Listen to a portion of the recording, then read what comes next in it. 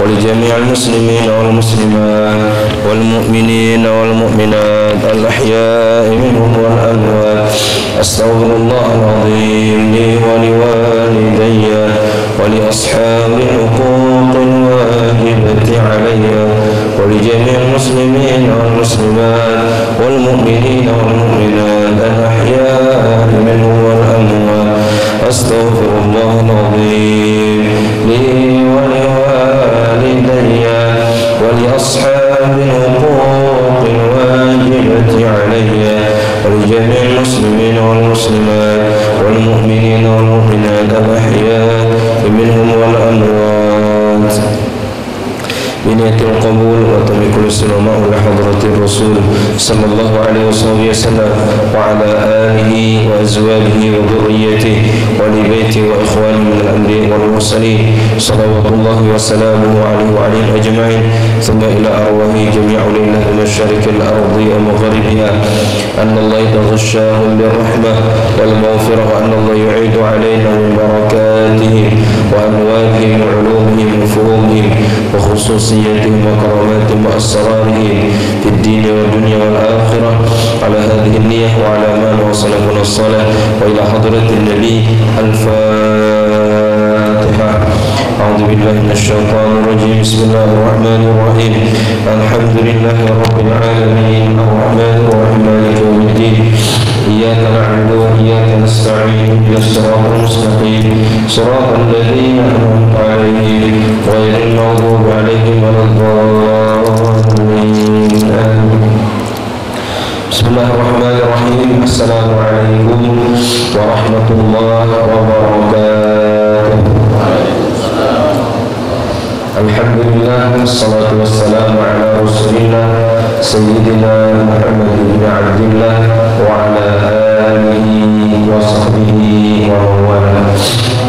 اللهم صل وسلم وبارك على سيدنا محمد مفتاح باب رحمة الله عدد ما في علم الله صلاة وسلاما دائمين بدوام ملك الله وعلى آله وصحبه عدد كل ذرة ألف مرة. أما بعد. سبحانك لا علم لنا إلا ما علمتنا إنك أنت العليم الحكيم. ولا حول ولا قوة إلا بالله العلي العظيم. رب اشرح لي صدري ويسر لي أمري واحلل عقدة من لساني يفقه قولي. اللهم أخرجنا من ظلمات الوهم وأكرمنا بنور الفهم وافتح لنا أبواب العلم وزينا بالأخلاق الحسنة والحلم برحمتك يا أرحم الراحمين ويا أكرم الأكرمين. آمين آمين يا رب العالمين. قال المؤلف رحمه الله تعالى ونفعنا الله به وبعلومه وعلومكم وعلوم السائر الصالحين في الدارين آمين.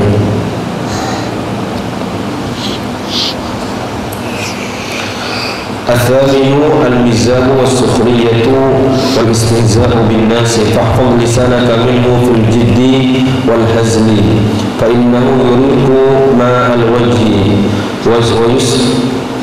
ويسقط المهابة ويستجر الوحشة ويؤذي القلوب وهو مبدأ اللجاج والغضب والتصارم ويغرس الحقد في القلوب فلا تمازح أحدا وإن مازحوك فلا تجبهم وعرض عنهم حتى يخوضوا في حديث غيره وكن من الذين إذا مروا باللغو مروا كراما. فهذه مجامع آفات اللسان ولا يعينك عليه إلا العزلة وملازمة الصمت إلا بقدر الضرورة.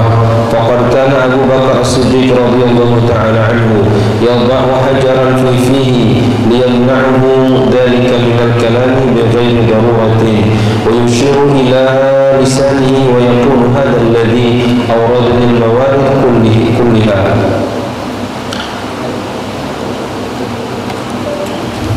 فاحرص منه بجهدك فإنه أقوى أسباب هلاكك في الدنيا والآخرة. Bapak Ibu hadirin hadirat jemaah salat maghrib dan isya yang dirahmati dimuliakan oleh Allah Subhanahu wa taala. Lagi-lagi kita bersyukur kepada Allah atas segala nikmat yang telah diberikan oleh Allah. Salawat serta salam turun untuk Nabi kita Sayyidina Muhammad sallallahu alaihi wasallam beserta keluarga, sahabat, pengikut dan pencinta hingga akhir zaman. Mudah-mudahan Allah barakahi hidup kita, keluarga, anak keturunan, diberkahi rezeki kita, semoga anak keturunan kita saleh dan salehah, keluarga kita sakinah mawaddah warahmah, umur kita diberkahi oleh Allah, jadi umur yang bisa digunakan untuk taat kepada Allah Subhanahu wa taala. Diberikan kita rezeki yang barakah, rezeki yang halal, dan kita diberikan oleh Allah Subhanahu wa taala ilmu yang bermanfaat. Semoga Allah Subhanahu wa taala kabulkan hajat kita, diterima amal ibadah kita, dan semoga diampuni, dimaafkan segala kekhilafan dan kesalahan kita. Semoga kita semua diwafatkan oleh Allah dalam keadaan husnul khatimah, luaskan kubur kita, dan semoga Allah kumpulkan kita di dalam surga bighairi hisab tanpa hisab oleh Allah Subhanahu wa taala. Amin amin amin ya rabbal alamin. Baik Bapak Ibu, minggu depan insyaallah malam Kamis depan, sebelum kita baca kitab Bidayatul Hidayah, kita ngaji sebentar ya. Kita ngaji mungkin baca dari surah An-Nas ke depan, An-Nas, Al-Falaq, Qul Huwallahu Ahad. Ngaji sedikit-sedikit kita betulkan secara umum saja bacaan. Nanti kita beritahu di mana titik-titik yang harus diperhatikan, agar mudah-mudahan dengan itu pertama tumbuh semangat kita untuk memperbaiki Al-Quran, untuk baca Al-Quran. Yang kedua, mudah-mudahan dengan usaha yang sedikit lepas kita daripada tanggung jawab Al-Quran, karena kata Rasulullah SAW, menja'al Al-Quran amamahu qadahu ila jannati, barang siapa menjadikan Al-Quran di depannya, artinya memperhatikan Al-Quran, dipelajarinya Al-Quran, dipahaminya Al-Quran, maka Al-Quran akan menggiringnya ke dalam surga. Wa man ja'ala Al-Quran wara'ah, barang siapa menjadikan Al-Quran di belakangnya, artinya acuh tak acuh terhadap Al-Quran, dan tidak diperhatikan Al-Quran, diboikotnya Al-Quran, tidak dibacanya Al-Quran, maka jannah Al-Quran akan menyeretnya masuk ke dalam neraka. Ya, kita dengan usaha sedikit mungkin kita belajar 10 atau 15 menit sebelum kita kajian, sisanya sekitar setengah jam kita gunakan untuk baca kitabnya. Mudah-mudahan itu bisa menggugurkan tanggung jawab kita terhadap Al-Quran. Ya, kita mulai, ingat minggu besok, malam Kamis ke depan kita akan mulai ngaji bersama, ngaji Al-Quran sama-sama.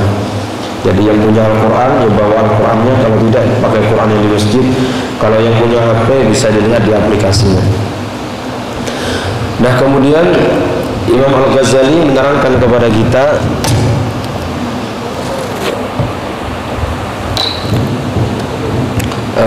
penyakit lisan atau penyakit lidah kita semuanya yang ke-8.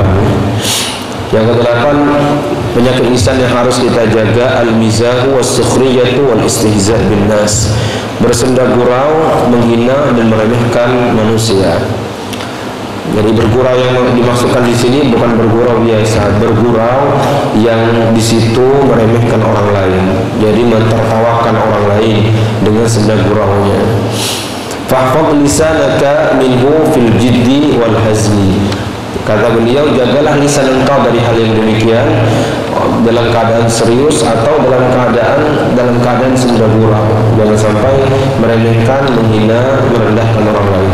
Fa innahu yuriqu ma'al wajhi, karena sesungguhnya bersenda gurau menghina orang lain menghilangkan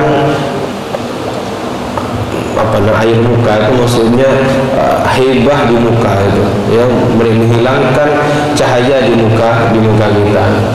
Wa yusqitul mahabah, dan akan menggugurkan haibah, wibawa. Wa yastajir wasyah, dan akan yastajir itu menarik, wasyah itu ketidaktenangan orang di sekitar kita. Wa yu'dzil quluba, dan akan menyakiti hati orang lain. Wa huwa mabda'ul lajaji wal ghadabi wa tasawwur, dan itu langkah pertama orang menjadi berselisih, bertengkar, berkelahi bahasa kita ini.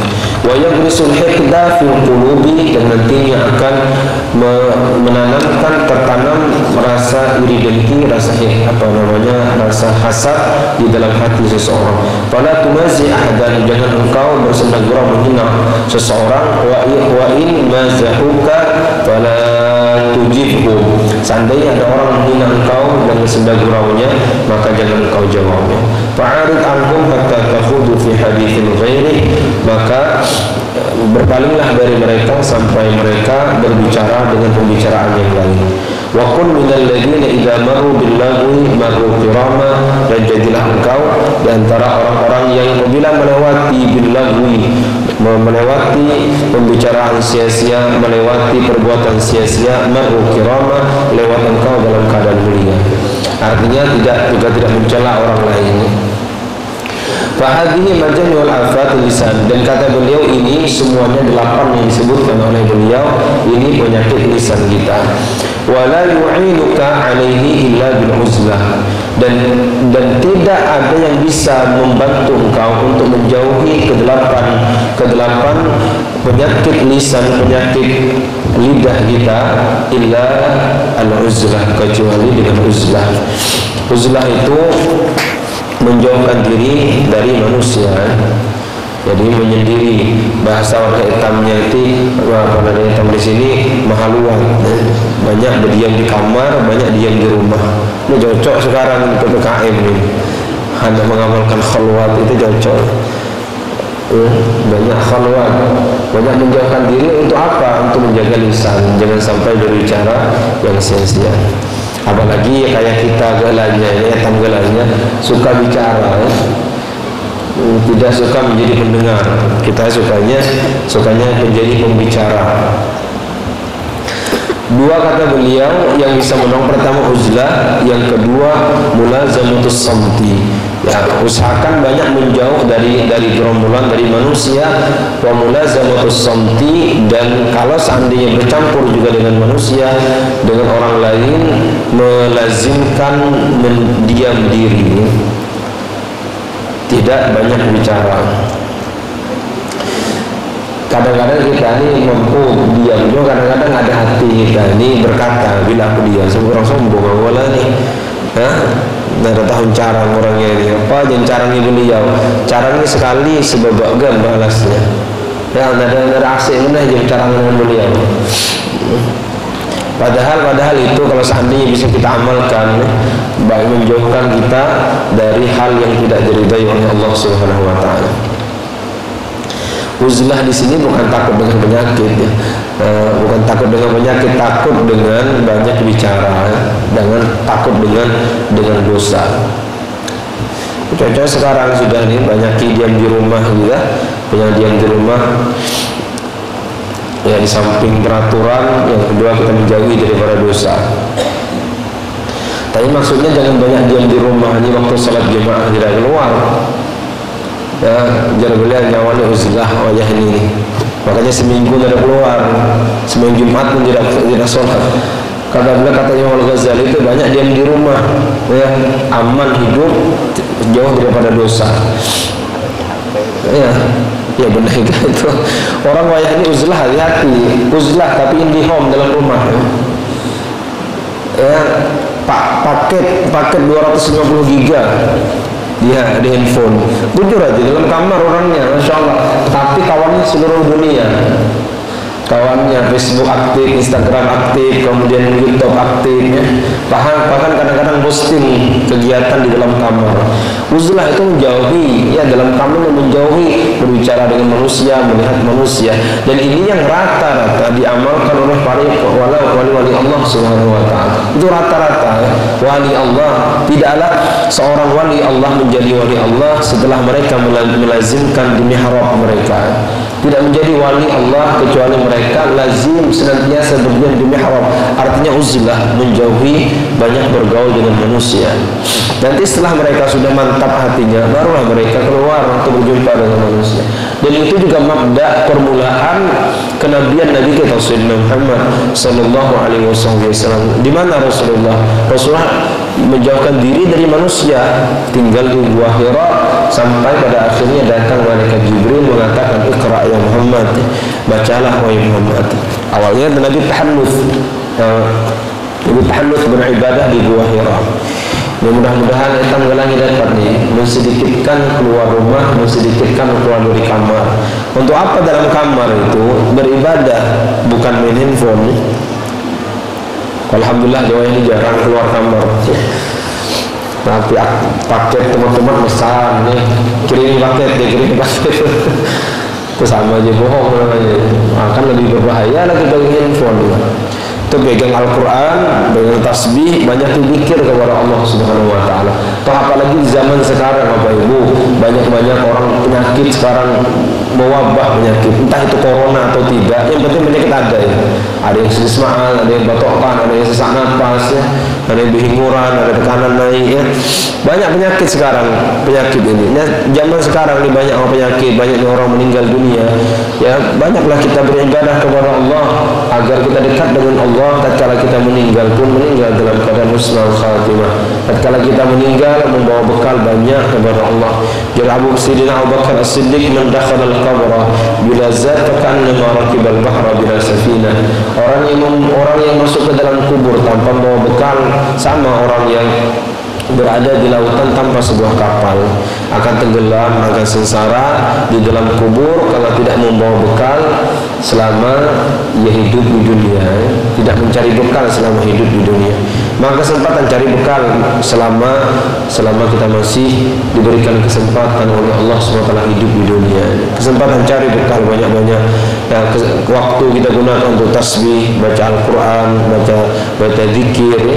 Kalau bisa Bapak pegang tasbih, kalau tidak lisan kita ucapkan alhamdulillah, subhanallah. Mudah-mudahan panjang umur dan kemuliaannya. Amin amin ya rabbal alamin. Dan beliau dua yang bisa menjaga kita dari penyakit lisan yang 8. Yang pertama uzlah, yang kedua melazimkan banyak diam.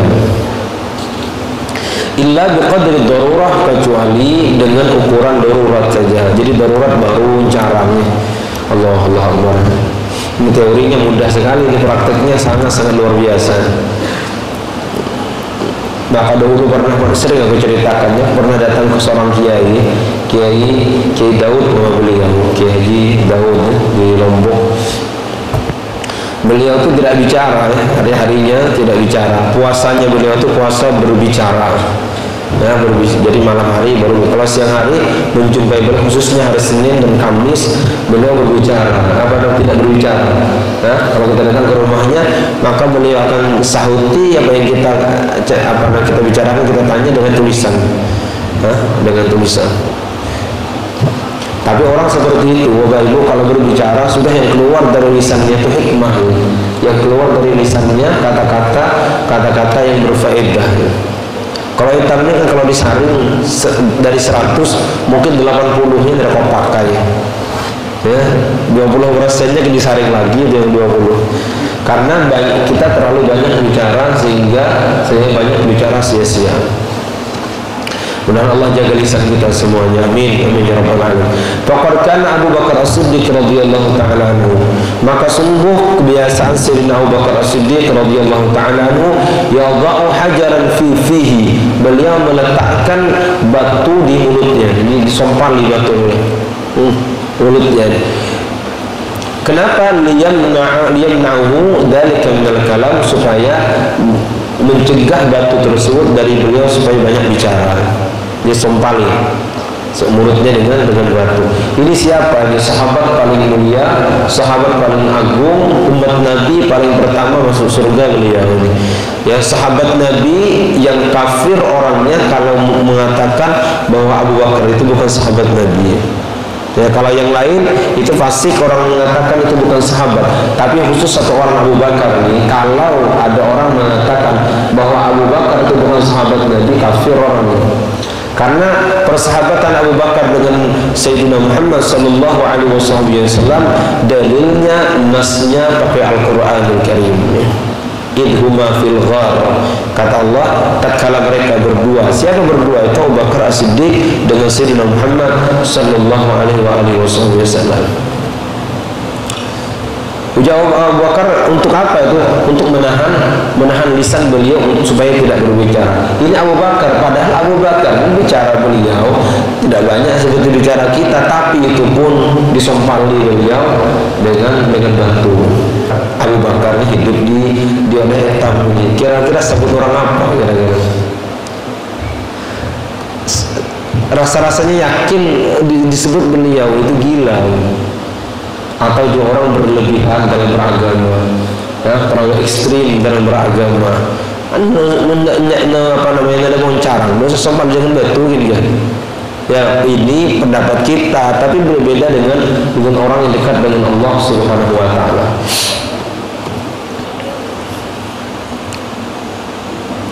Nah, ada tegak niaga, ada aja anak masuk surga, dari bertokohan tegak niaga. Allah itu Maha Pengasih, Maha Penyayang. Ya. Tapi kita lihat Abu Bakar As-Siddiq. Tatkala Abu Bakar As-Siddiq radhiyallahu taala anhu makan makanan, ya. Kemudian budak sahayanya mengatakan, kenapa kau tidak bertanya ini makanan dari mana? Biasanya kau bertanya. Kata Abu Bakar, ya dari mana ini makanan? Lupa Abu Bakar, saya laparnya makan. Ternyata kata budak saya ini dahulu di zaman jahiliyah aku pernah jadi dukun di satu kampung, nawari orang kemudian berhenti, alhamdulillah sembuh orang dari penyakitnya. Beberapa hari yang lalu aku lewat di kampung itu, orang memberikan hadiah tanda terima kasih dengan kejadian yang terdahulu. Nah itu duitnya yang belikan makanan dia beliau. Apa yang dilakukan Abu Bakar As-Siddiq radhiyallahu ta'ala anhu? Maka beliau langsung masukkan tangannya, untuk memuntahkannya. Muntah sampai kata sahabat yang meriwayatkan, sampai Abu Bakar itu kelihatannya sampai habis nyawanya, sampai hampir mati Abu Bakar ingin mengeluarkan. Maka kata sahabat yang lainnya, untuk apa yang kau keluarkan ya Abu Bakar? Kata Abu Bakar As-Siddiq, kau pernah mendengar Rasulullah berkata, kullu lahmin nabata min haram fannaru auladi. Aku pernah mendengar Rasulullah bersabda, setiap daging yang tumbuh dari benda yang haram, neraka lebih pantas baginya. Seandainya kata beliau, makanan ini tidak keluar kecuali beriringan dengan ruhku, aku akan keluarkan di makanan. Nah, Abu Bakar ini kalau zaman hitam ini gimana kisahnya itu? Orang modai halaya, ini ada sengaja juga kan makannya. Ya, tanya misalnya ke ulama pulang, tidak apa-apa, kan kau tidak sengaja gaknya. Nah ini namanya babul fatwa. Tapi beliau ini pakai garis takwa kepada Allah Subhanahu. Padahal beliau kalau kita di segi agama tidak dosa, tidak dosanya karena makannya tidak sengaja. Tapi lain, ini orang yang dekat dengan Allah Subhanahu wa taala, ketakutannya dengan Allah sangat-sangat luar biasa. Ya. Ada orang menangis beberapa hari lagi kita ceritakan, menangis 20 tahun, nangis merintih dengan nangis beliau. Ditanya apa dosa, kata beliau pernah mengambil debu untuk cuci tangan di tetangga, dan sudah aku minta ikhlas, jadi ikhlaskan orang itu, tapi tetap menangis. Kenapa aku lakukan itu? Tidak merasakah aku diawasi oleh Allah Subhanahu wa taala tatkala aku melakukan dosa? Masya Allah, ini orang dekat dengan Allah Subhanahu wa taala. Mudah-mudahan kita bisa sifat seperti ini, sifat takut. Makanya Bapak Ibu rahimahullah, di dunia ini semasa kita sehat, maka kita punya dua sifat yang harus kita perbanyak. Punya sifat khauf, sifat takut kepada Allah. Yang kedua sifat roja, sifat harap kepada Allah. Cuma di saat kita sehat ini, harus kita kuati sifat khauf kepada Allah. Sifat takut kepada Allah itu harus kita perbanyak daripada sifat roja. Berbeda nantinya kalau orang sudah penyakit sudah menahun, ya, hampir sakaratul maut, maka banyakilah sifat roja, sifat pengharapan kepada Allah. Mudah-mudahan diampuni oleh Allah dan diterima seluruh amal ibadah. Tapi di masa hidup ini banyaki sifat khauf, sifat takut. Jangan-jangan Allah murka. Maka sering kita katakan bahwa keimanan di atas keilmuan, Bapak Ibu. Ya, jadi iman itu harus di atas daripada ilmu. Kalau ilmu di atas daripada iman, nantinya ilmu akan mengakal-akali keimanan. Jadi iman itu harus di atas ilmu kita, ya, di atas ilmu kita. Iman itu ya fatwa. Kadang-kadang fatwa ini bisa diakali kalau tanpa iman. Contohnya seperti ini. Orang punya 40 ekor kambing, 40 ekor bembeng. Nah, itu zakatnya. Kalau 40 ekor bembe itu zakatnya 1 ekor, ya kan? Itu ilmu namanya, itu ilmu. Tapi kalau ilmu ini tidak dibarengi dengan keimanan, ini bisa diakali ilmu nih. Maka syaratnya keluarkan, ini harus ada haulnya. Pada bulan ke-11 beliau, sebelum masuknya haulnya, maka jar beliau kepada istrinya, yang kita sembelih seekor, makanannya tahu, makanan kan disembelih seekornya, jadi jumlahnya 39, datang haul tidak kena zakat beliau. Ini namanya ilmu tanpa iman, ilmu tanpa keimanan kepada Allah Subhanahu wa taala. Misalnya punya harta misalnya 100 juta, kan kena haul, kena zakat itu. Bagaimana jar beliau? 5 hari lagi masuk haulnya nih. Kita beli sepeda motor ya. Beli karena sepeda motor supaya keluar daripada haul. Sebetulnya sepeda motor aslinya dikeluarkan zakat itu keluar. Tapi karena dibelikannya kurang daripada nisab, maka tidak kena zakat. Oh iya, itu kalau ilmu apa ibu?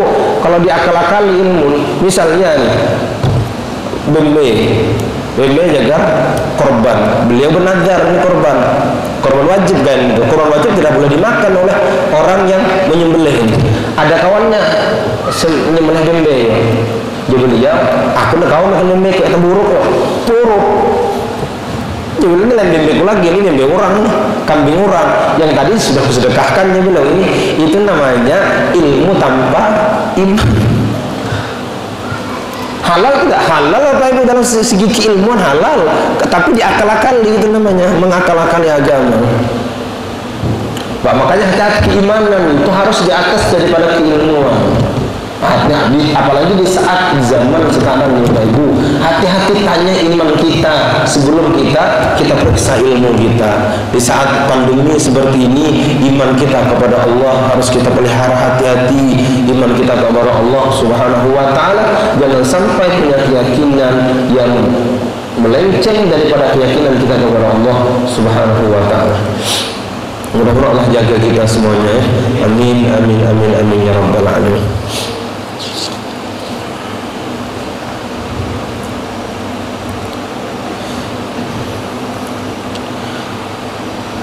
Wa yushiru ila lisanihi, maka Sayyidina Abu Bakar mengisyaratkan kepada lisan beliau, wa yaqulu hadzal ladzi awradani al-mawarid kullaha, dan ini beliau, inilah yang menyebabkan aku nantinya akan masuk ke dalam neraka kalau tidak dijaga itu.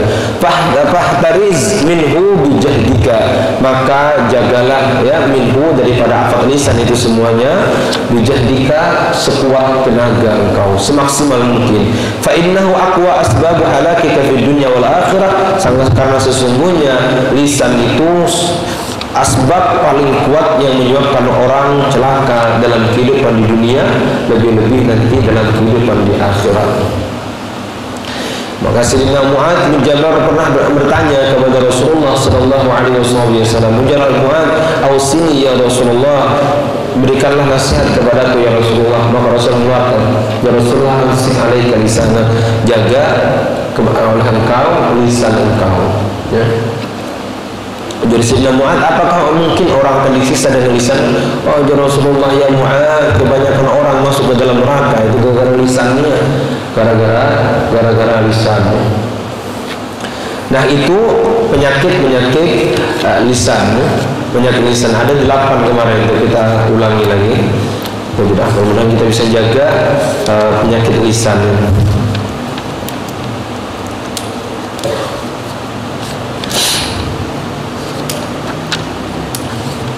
Ada 8 kemarin. Yang pertama dusta ya, pertama berbohong. Yang kedua bersumpah palsu. Kemudian yang ketiga apa yang ketiga? Yang ketiga ghibah, menyebut keburukan orang lain di belakangnya. Kemudian bahasa etamnya berkaisan, jidal, debat. Kemudian tazkiyatun nafs, memuji diri sendiri, mensucikan diri sendiri, membersihkan diri sendiri. Kemudian sumpah serapah yang ketujuh, yang keenam, kemudian yang ketujuh mendoakan keburukan bagi orang lain. Kemudian yang terakhir yang kita sebutkan tadi adalah bersenda gurau yang meremehkan orang lain. Kemudian yang dari anggota badan yang harus kita jaga juga wa ammal batnu, yaitu perutnya. Fahfadh min tanawulil haram wasyubhat. Jaga perut engkau, kata Imam Al-Ghazali, daripada memakan benda yang haram dan benda yang syubhat.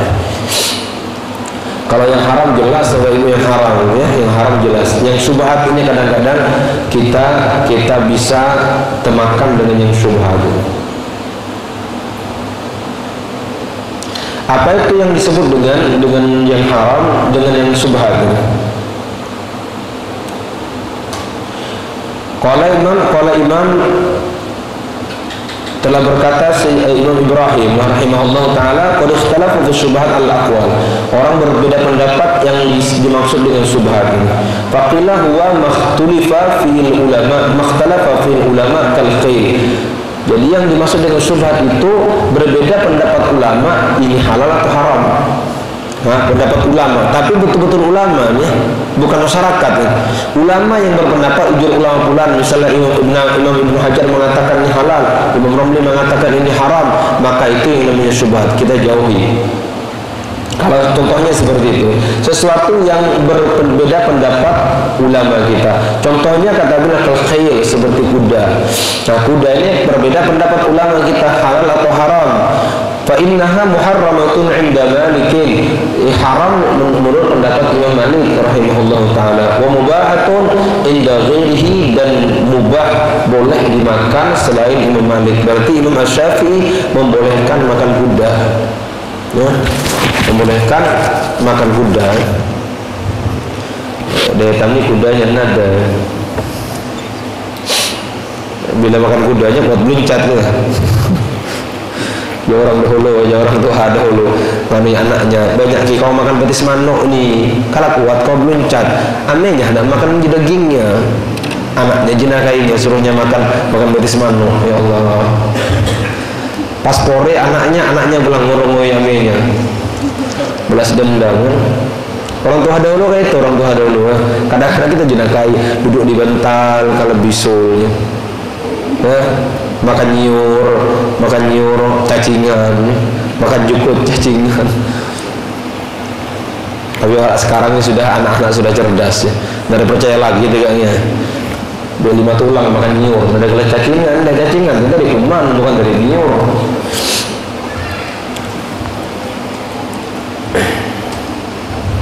Jadi khilaf ulama kita tentang kehalalannya itu, maka dijauhi. Berarti kalau kita lihat seperti ini termasuk udang. Udang itu khilaf ulama kita udang. Dalam madhab kalau tidak salah Imam Abu Hanifah, udang itu haram makannya. Udang galah. Makanya pulang. Kalau kita halal, karena kita Syafi'i. Karena berdalil Imam Syafi'i pada dalil hadis Nabi kita Muhammad, dan kalau sahabat menanyakan tentang air laut, maka jawab Nabi, at-tahuru ma'uhu wa hillu maitatuhu. Ya Rasulullah, halal suci airnya dan halal bangkainya. Maka seluruh ada yang di laut itu halal untuk dimakan, kecuali kapal selam.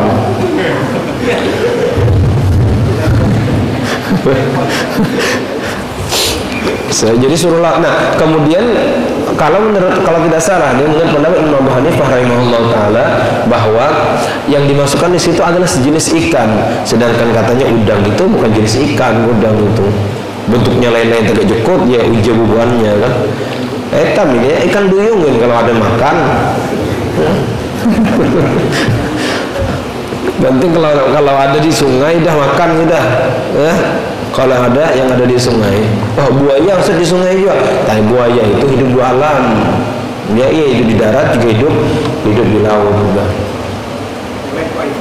Lekoi halal ya. Cuma aku mau makan mah. Dengan kita kalau beraya ke rumah kita sarung lekoi. Bukan, aku tidak makan lekoi itu bukan karena halal haramnya, karena ada mau makan mah. Dari mampu. Dari rutus nilainya. Kebayang-bayang tuh kobra. Tapi kali itu kurang lebih lele itu kan beda palanya lah, lele dengan lekoi. Cuma kalau lele makan kita kalau lele mana ada. Jadi suruh di air itu boleh nih makan yang di air. Rangan boleh kan makan rangan ya? Rangan itu dua alam. Takut deh kita nyebutnya rangan ini kan.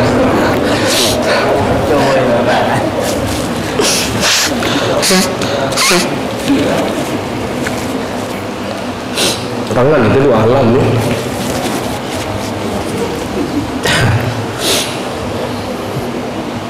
Jadi yang khilaf ulama kita tentang kehalang itu namanya syubhat itu, ya. Kalau wara dalam mimbabil wara dijauhi. Tapi kalau kita artinya kalau mau makan juga halal, seperti makan kuda itu halal, makan kuda tidak diharamkan.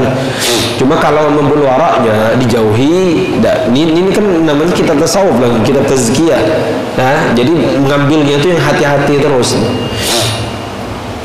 Waqilah, nah ini yang lebih hebat ini. Apa yang subhat itu? Waqilah wal makruh. Subhat itu adalah semua yang makruh. Tahu aja kita apa yang makruh itu kan? Sama ini di Kota Bangun dari kata Liman, ya.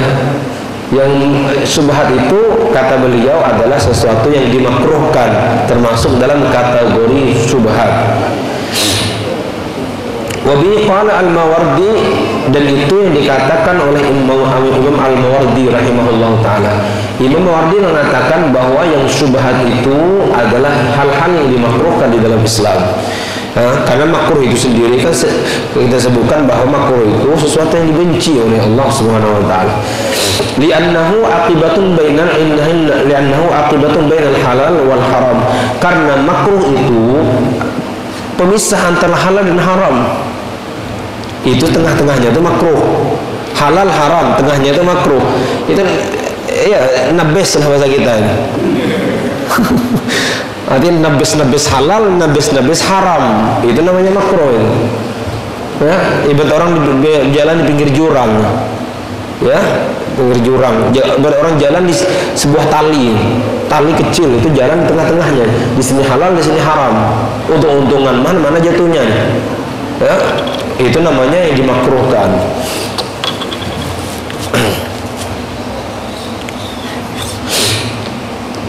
Makruh bagi orang awam, haram bagi seorang ulama, Bapak Ibu.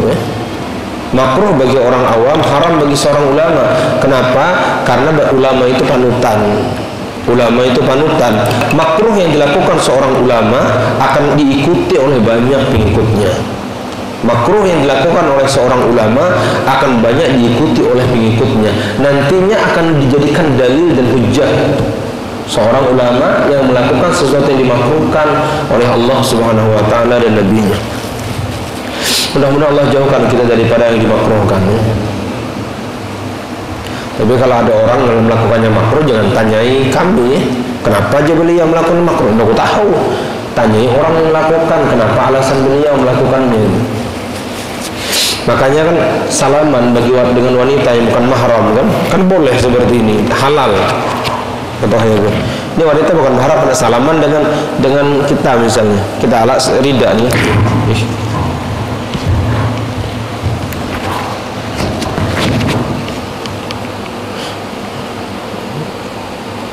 Uja panua janda kan, Ustaz salaman Ustaz, janganlah berkah kita Ustaz, ya.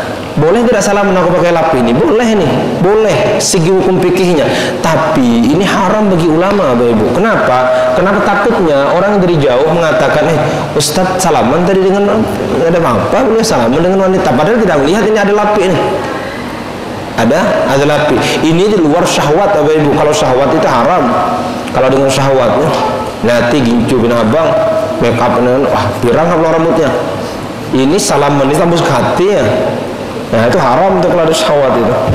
Syahwatnya jangankan salaman dengan wanita, melihat tihang syahwat haram. Nggak tahu siapa kan melihat tihang haram, itu syahwatnya. Guru kami dahulu melihat dinding, nah ini syahwat haram lah dindingnya. Mungkin ada kenangan apakah di dinding itu, Allahu alam. Cuma setiap beliau melihat dinding itu naik syahwat beliau, haramnya dindingnya. Berarti saatnya bila ada syahwat dari naik, ada haramnya. Aku melihat wanita cantik, ada bersyahwat aku. Berarti kita tidak waras. Berarti kita ini tidak mukallaf. Kalau orang waras melihat yang bening-bening itu kan naik itu. Bukan air bening.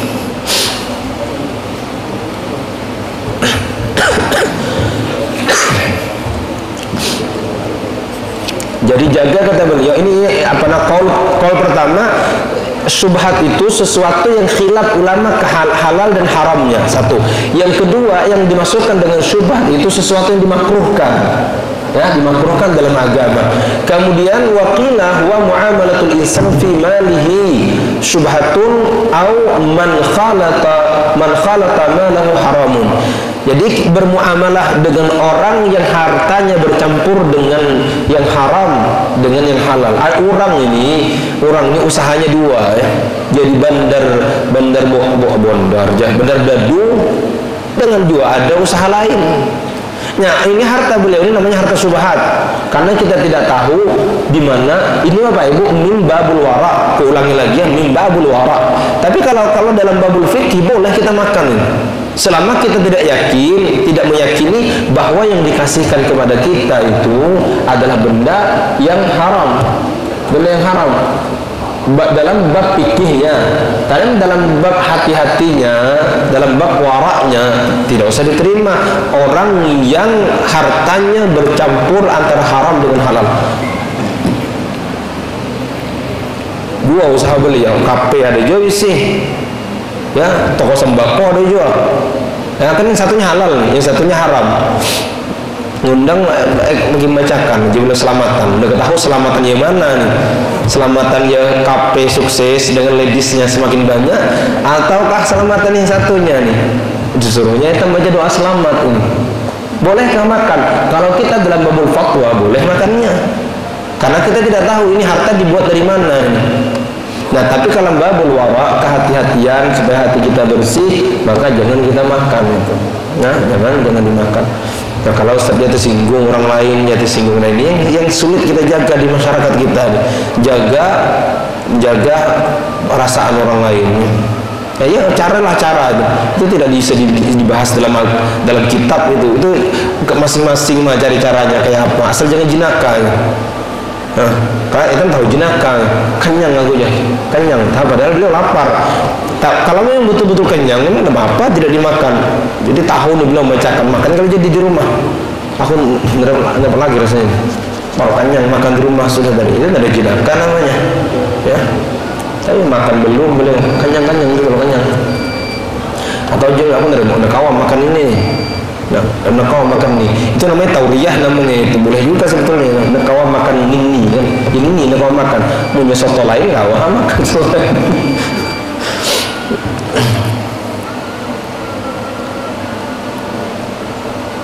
Wahris, kemudian ini yang pendapat yang ketiga, ya.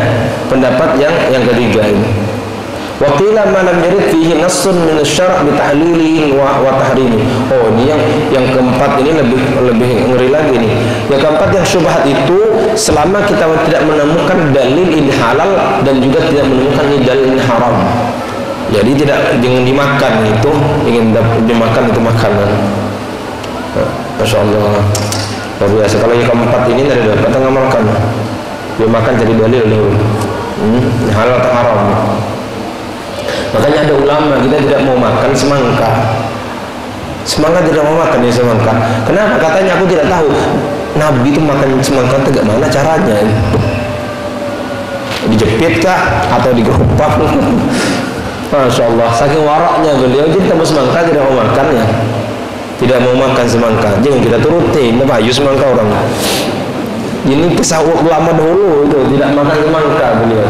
karena waraknya beliau. Anak semuanya ikut Nabi kita Sayyidina Muhammad sallallahu alaihi wasallam. Kan Nabi waris kan, kalau Nabi kalau makan anggur itu sunnahnya tidak dipatah, Bu. Makan anggur, ya, makan buah-buahan yang berenteng itu tidak dipatah. Nabi langsung ambil, langsung gitu cara makan Rasulullah sallallahu alaihi wasallam. Jadi kalau kita beli anggur, lah makannya tegaknya. Punya tangkainya banyak, tangkainya sebuting orang 10 orang jangan. Ya lain ada dapat pulang. Beliau mengamalkan sunnah Nabi, tapi ya lain matai.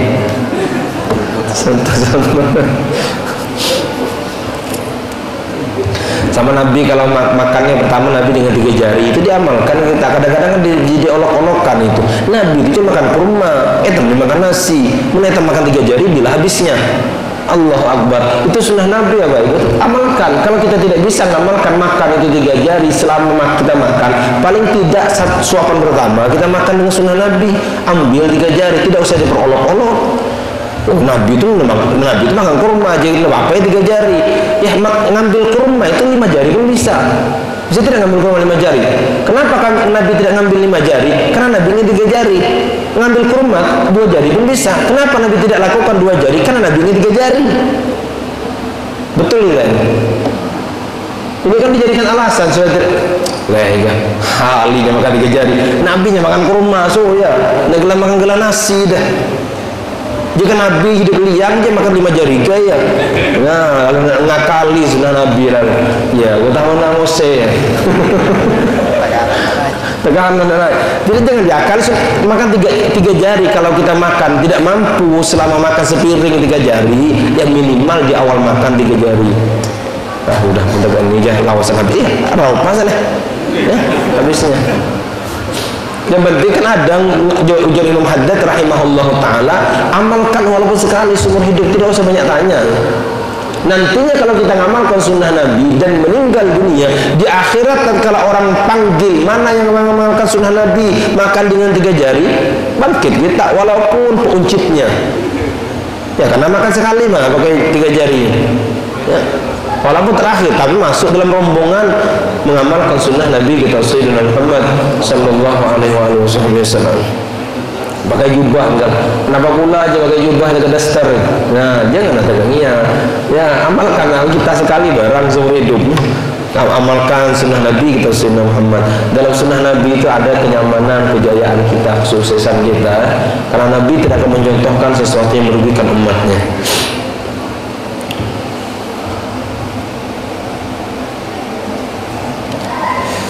Wahris ala talabil halal, dan kata beliau usahakan engkau cari rezeki itu rezeki yang halal. Rezeki halal itu sedikit tapi manfaatnya banyak. Rezeki yang haram itu banyak tapi tidak bermanfaat, bahkan akan menjadi penyakit dalam diri kita, menjadi penyakit bagi anak kita. Kalau tidak penyakit zahir didapatkannya penyakit din, penyakit agama.